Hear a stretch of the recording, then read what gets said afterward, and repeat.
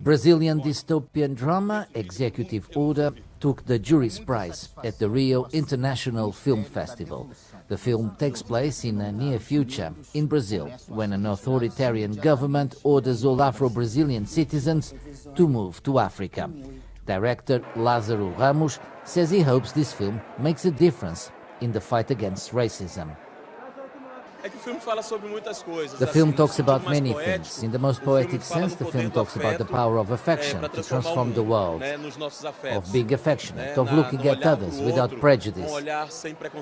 That is the most poetic part. But the film also talks about courage. The film also talks about the anti-racist struggle, which is so important. Namíbia não. Havaí. O senhor surfa? Surf. Eu quero ir para a África. Quero ir, quero...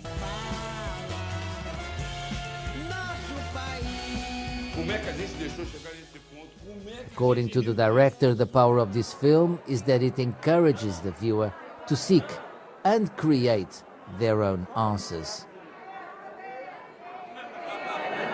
This is not a film of easy and simple answers. It's a film that calls on people to help construct answers. This is something very important to me, because many times you talk about this subject, raising awareness, but not sensitizing.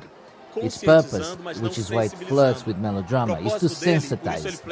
I sometimes want people to watch this film and cry, and think that they are capable of doing something in the anti-racist struggle. Executive Order has faced distribution problems in Brazil. The Brazil National Cinema Agency has declared that the film is still under review, with a view to be distributed nationwide.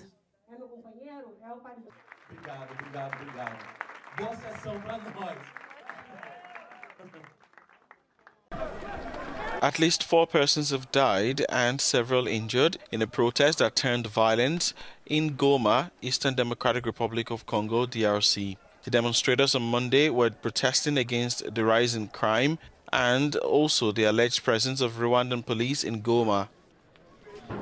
We remind our authorities that this is not the end. As long as we don't have peace, as long as we don't have security, we categorically oppose the entry of Rwandan policemen in Goma. We ask the population once again not to cease expressing its annoyance and its discontent with this lamentable mediocrity, which shows this state of siege, which has nothing effective.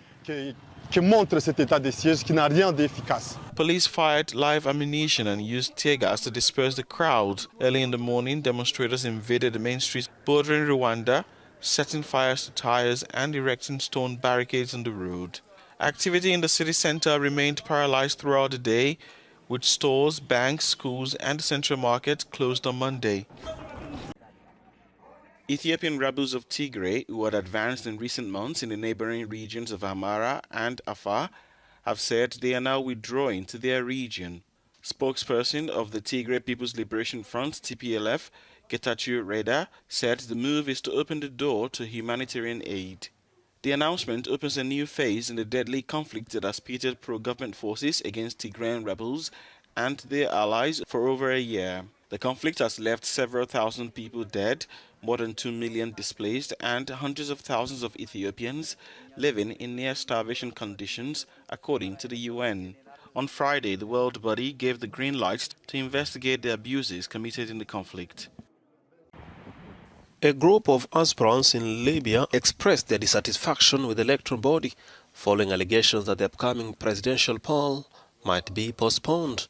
Multiple observers have predicted a delay, but just days ahead of the vote, there has been no official announcement. Furthermore, no official list of candidates has been published yet. The candidates agree on asking the Higher National Election Committee to publish final list of the candidates for the presidential election and also to reveal the reasons why there will be no election on the date set. 17 presidential candidates are now demanding reasons for the postponement and for the official publication of the names. South Africa's constitution is considered progressive. This has manifested in religion. More churches are creating a dedicated ministry for the lesbian, gay, bisexual, transgender, queer and intersex community. In regions like the United States and Western Europe, some prominent churches have advocated for LGBTQI inclusion. With only a few exceptions, this has not happened in some parts of Africa. The challenges have been finding a safe space where there is no discrimination, where there is no hate. You see, churches always have this issue of saying that being different in terms of sexual orientation and gender identity is demonic. The LGBTI community do not find spaces that are really accommodative when it comes to their sexuality and finding a place to pray and praise.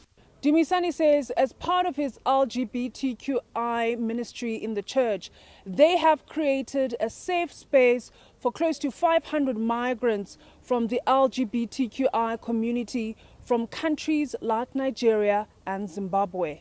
We have accommodated many people. You see, it's just an exodus of events. People come in and people go. They come into our group and then they get what they want.